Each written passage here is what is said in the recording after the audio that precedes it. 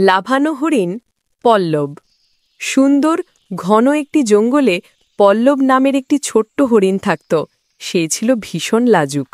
পল্লব বাকি হরিণদের সাথে মিশতে চাইত, কিন্তু যখনই সে দ্রুত দৌড়াতে যেত তার পা জড়িয়ে যেত।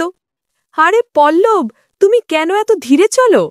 বলতো মিতালি, তার বন্ধু, যে ছিল পালের মধ্যে সবচেয়ে দ্রুত। পল্লব দীর্ঘশ্বাস ফেলে বলল, আমি দৌড়াতে পারি না, আমার পা শুধু ভুল পথেই যায়। একদিন তারা একটা গভীর খাদ দেখতে পেল। ওপারে ছিল মিষ্টি ঘাস। সবাই থমকে গেল। এত গভীর খাদ কেউ পার হতে পারছিল না। মিতালি বলল, দৌড়ে পার হওয়ার চেষ্টা করলেও পড়ে যেতে পারি। হঠাৎ পল্লব একটা অদ্ভুত জিনিস অনুভব করল। তার পা দৌড়ানোর জন্য নয়, লাফানোর জন্য তৈরি।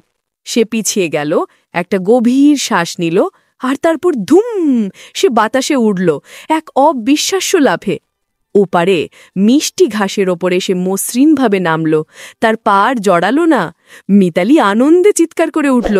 পল্লব তখন বুঝল, দ্রুত হওয়াটাই সব নয়, নিজের বিশেষ দক্ষতা খুঁজে বের করাই আসল কথা।